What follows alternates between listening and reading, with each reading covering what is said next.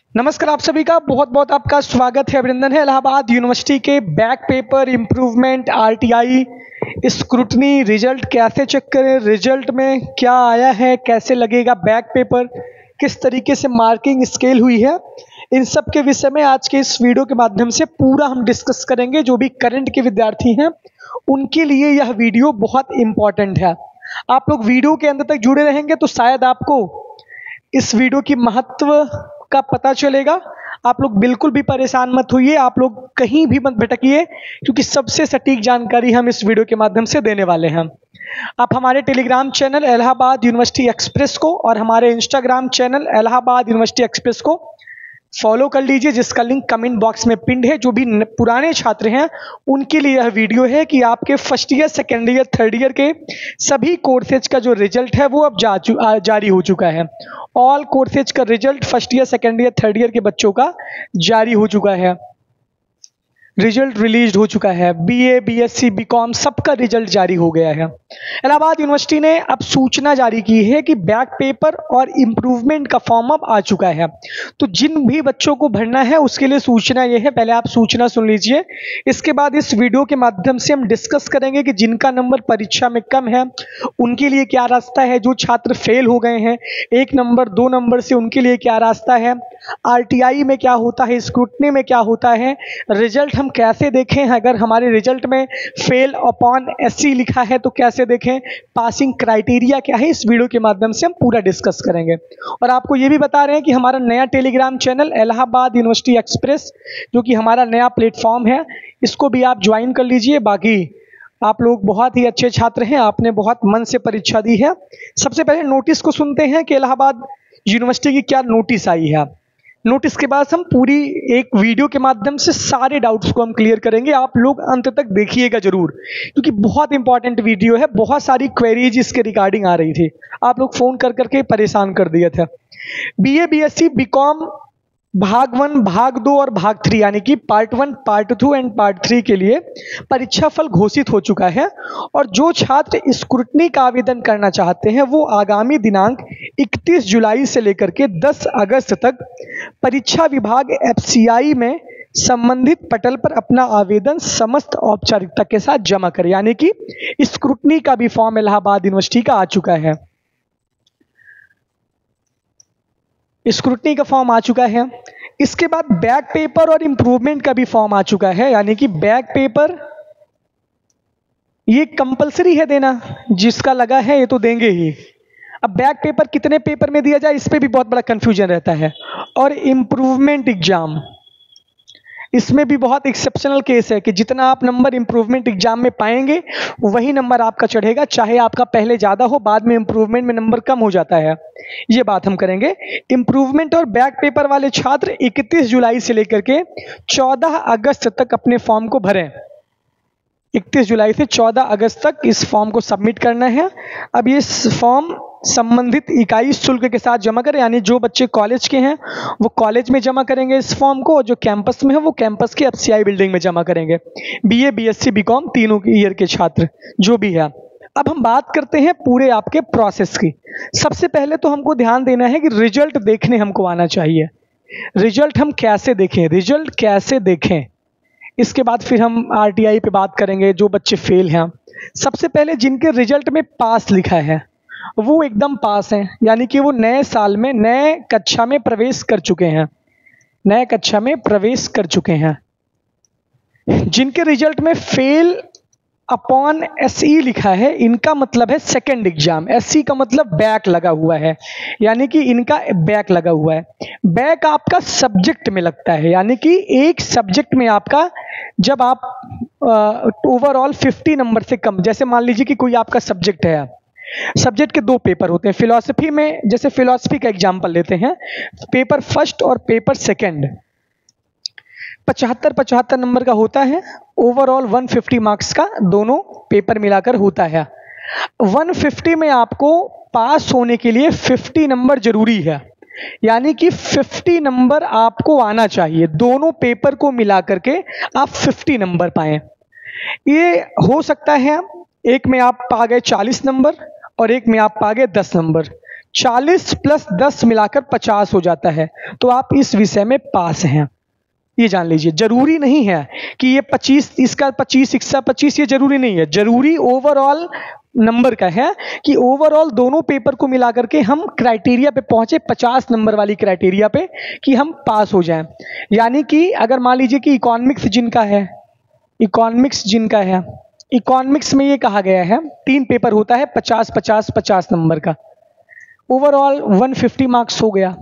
अब कोई बच्चा मान लीजिए कि एक पेपर में 50 में 50 पा गया, यानी 50 में 50 कोई पा गया, दूसरे पेपर में 0 पा गया, तीसरे पेपर में 0 पा गया, लेकिन यहाँ पे इसका ओवरऑल 50 तो हो ही रहा है, तो ये बच्चा पास हो जाएगा। इसमें इसका कुछ भी नहीं होगा क्योंकि ये पास है, क्योंकि ओवरऑल 150 का थर्ड होगा 50, तो आप पास हो जाएंगे। तो इस पर बहुत सारे बच्चों का कंफ्यूजन था, वो मैं दूर कर दिया हूं। प्रैक्टिकल में पास होना जरूरी है। प्रैक्टिकल 50 का होता तो 17 नंबर उसमें आप पाइए, ये बात हो गई। ये फेल अपॉन एससी का हुआ। अब जो फेल जिनका लिखा है, इनका मतलब है ईयर बैक, और जो फेल अपॉन एससी है ना, जिनका भी मैंने पीछे आपको बताया कि जो फेल अपॉन एससी वाले हैं, इनका बैक पेपर देना होगा, इनको बैक पेपर देना होगा। अब आप अपने सब्जेक्ट को जाके देखिए, किस सब्जेक्ट में आपका ओवरऑल 50 नंबर से कम आ रहा है, उसी में आपका लगा। आपका पेपर में बैक नहीं लगता कि मान लीजिए कि आप एक पेपर में पाए हैं 10 नंबर, दूसरे पेपर में 40 नंबर पाए हैं, तो बहुत लोग ये दिमाग लगाते हैं कि इसमें हमारा बैक लगा है। ये बैक नहीं है भैया, बैक आपका सब्जेक्ट में लगता है। अब बैक पेपर में आप चाहे दो पेपर होता है एक विषय में, कभी कभी 3 पेपर होता है, तो चाहे आप दोनों पेपर का भरिए, चाहे आप एक पेपर का फॉर्म भरिए, ये बैक पेपर है। मान लीजिए कि आप इसमें 40 नंबर पाए हैं, 75 में 40 नंबर इसमें आप पाए हुए हैं। अब आप चाहते हैं कि इसमें हम पेपर अब ना भरें बैक का, क्योंकि इसमें तो अच्छा नंबर है हमारा, तो हमारा जिसमें कम नंबर है 10 नंबर, मान लीजिए इसमें हम 9 नंबर पाए हैं, इसमें हम मान लीजिए 9 नंबर पाए, तो 1 नंबर से हम यहाँ पे बैक हो रहे हैं, 1 नंबर से हम यहाँ पे इस विषय में फेल हो रहे हैं। तो 9 नंबर वाले का हम एक फॉर्म भरें, यानी कि एक ही पेपर दें बैक पेपर में। एक ही विषय के एक पेपर को दे सकते हैं, एक ही विषय के दोनों पेपर को दे सकते हैं, आपकी चॉइस के ऊपर है। अब मान लीजिए बहुत लोग पगला जाएंगे, मतलब कुछ लोग ऐसे विद्यार्थी होते हैं जिनका दिमाग ही नहीं काम करता। अब इसमें एक पेपर में पाए हुए हैं 35 नंबर पाए हुए हैं, और दूसरे पेपर में पाए हुए हैं 13 नंबर। 35 और 13 कुल मिलाकर के 48 हो जा रहा है यहाँ पे, 48, जिसका 3 पेपर है वैसे मिला लीजिएगा। अब ये सोचेंगे हम दोनों पेपर में देके 50 क्रॉस कर जाएं, लेकिन यहाँ पे आपका 35 है। अब आपको सिर्फ 15 नंबर की आवश्यकता है इस पासिंग क्राइटेरिया को 50 करने में, तो आप इसमें एक ही पेपर दीजिए, एक ही पेपर का बैक भरिए। बैक पेपर सब्जेक्ट में लगता है, वो नहीं लगता। अब जो बच्चे मान लीजिए कि यहाँ पे हम बता रहे हैं, जो बच्चे फेल हैं, यानी कि जिनके जो 2 विषय में 50-50 नंबर से कम ओवरऑल पाए होंगे, वो फेल माने जाएंगे। इनका ईयर बैक लगता है, यानी ये फिर से बीए में, बीएससी में, बीकॉम में एडमिशन लेंगे। अब इनका एडमिशन कब होगा, इसको भी अभी जान लीजिए। जो बच्चे फेल हैं उनका एडमिशन कब होता है, जब सब कुछ, जब अभी बैक पेपर और इम्प्रूवमेंट अभी हो रहा है, बैक पेपर और इम्प्रूवमेंट अभी हो रहा है। इसको होने के बाद जब इसका रिजल्ट आ जाएगा, उसके बाद फिर फेल वाले बच्चों का री एडमिशन होगा, क्योंकि इसमें भी बहुत लोग फेल होंगे। अभी इसमें बहुत लोग फेल होंगे, बहुत लोगों का फीस नहीं सबमिट होगा, क्योंकि वो बाद में फीस सबमिट करेंगे इम्प्रूवमेंट वाले। ये आपका है मामला। इसके बाद आपका फिर फॉर्म आएगा, तब आपको फॉर्म भरना पड़ेगा, फीस सबमिट करेगी, फिर आपका री एडमिशन उसी साल में फिर होगा। ये बात हमने कर दी बैक पेपर की, और आपके रिजल्ट को कैसे देखना है। अब आप बताइए बैक पेपर का फॉर्म कैसे भरना है। अभी हम स्क्रूटनी का बताएंगे, और हम बताएंगे आरटीआई का। और दूसरी बात ये जान लीजिए, कोई सोर्स यूनिवर्सिटी में नहीं चलता है। पहली बात तो आप ये जान लीजिए कि बहुत बच्चे जिनका कम नंबर है, वो स्क्रूटनी का फॉर्म डालेंगे, वो इम्प्रूवमेंट का फॉर्म डालेंगे। अभी हम उसको डिस्कस कर रहे हैं। बैक पेपर में जिनका बैक फेल अपॉन ऐसे ही लिखा है, उनको फॉर्म को भरना है। इसका फॉर्म कैसे भरा जाएगा, इसका फॉर्म ऑनलाइन आएगा। ऑनलाइन आप अपने फॉर्म को खरीदेंगे, ऑनलाइन आप फीस सबमिट करेंगे। फीस सबमिट करने के बाद अपने आप मार्कशीट को लगाएंगे, यानी कि जो मार्कशीट आपको मिलेगी, आप मार्कशीट को पहले लीजिए जाके, फिर आपको मार्कशीट को लेना है और मार्कशीट भी लगाएंगे। रियल वाली मार्कशीट लगेगी, शायद इसमें लगेगा इम्प्रूवमेंट में, बैक में। अब देख लीजिएगा, एफसीआई बिल्डिंग से पता कर लीजिएगा। कैंपस वाले एफसीआई से भरेंगे, कॉलेज वाले कॉलेज से भरेंगे। यूनिवर्सिटी की साइट पे आपको मिल जाएगा इसका फॉर्म, इसका फीस भी आपको सबमिट करना पड़ेगा। आप एक पेपर में भरते हैं फॉर्म को या 2 पेपर में भरते हैं, this is depend on you, या 3 पेपर में भरते हैं, this is depend on you. आपका जिसमें कम हो आप उसमें भरिए, बहुत रिस्क मत लीजिए, ये आपको बताना है। बैक पेपर देना कंपलसरी है, जिनका फेल अपॉन एससी लिखा है उनको तो भरना ही भरना है। और किस विषय में भरना है? जिस विषय में आपका पूरा 50 मार्क्स के कम आ रहा है, आप उसको देख लीजिए। और पेपर में बहुत कंफ्यूज मत रहिए कि पहले पेपर में बैक लगा है, दूसरे पेपर में बैक नहीं लगा है। आपका सब्जेक्ट में बैक लगा है, यानी सब्जेक्ट का ओवरऑल काउंट करके आप कम नंबर पा रहे हैं। ये पूरा प्रोसेस होगा। इन सभी फॉर्म को लेने के बाद आप सारी चीज़ें लगा दीजिए। उसके बाद फिर आप जाके एफसीआई बिल्डिंग में इसको ऑफलाइन फॉर्म रूप में जमा कर दीजिए। ये आप जमा करेंगे, वहाँ से फिर आपको एक छोटी सी स्लिप मिलेगी। ये हम बता रहे हैं कैंपस वाले बच्चों के लिए। कॉलेज वाले बच्चे अपने कॉलेज से इस पूरे प्रोसेस को करेंगे। इसके बाद हम बात करते हैं बैक पेपर का। मैंने बता दिया, फॉर्म आ चुका है, आप लोग जल्दी से जल्दी अपने रिजल्ट को लीजिए और जाके फॉर्म को पता करिए। जब आप फॉर्म को लेने जाएंगे, रिजल्ट को जब आप एफसीआई बिल्डिंग से लेने जाएंगे तो ऑटोमेटिक आपको वहां से पूरा प्रोसेस पता चल जाएगा।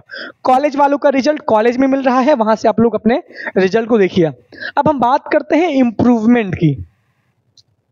इंप्रूवमेंट का मतलब होता है कि अपने मार्क्स को इंक्रीज करना, मार्क्स को इंक्रीज करना। इंप्रूवमेंट आप एक पेपर में डाल सकते हैं, एक पेपर में डाल सकते हैं, एक सब्जेक्ट में डाल सकते हैं। एक सब्जेक्ट के चाहे एक पेपर में, चाहे 2 पेपर में, चाहे जिसका 3 पेपर हो उसमें आप डाल सकते हैं। मान लीजिए कि आपका एंशिएंट सब्जेक्ट है, एंशिएंट हिस्ट्री आपका सब्जेक्ट है। अब एंशिएंट हिस्ट्री आपका सब्जेक्ट है, देखिए बीकॉम वालों के लिए अलग क्राइटेरिया है। बीकॉम वालों का पासिंग मार्क्स शायद 30 है, उसमें जिनका बैक लगा हुआ है उनका मतलब ये कि उनका एक पेपर में कम नंबर है, 30 से या 33 से उनका बैक लगा, उनको उसमें पास होना जरूरी है।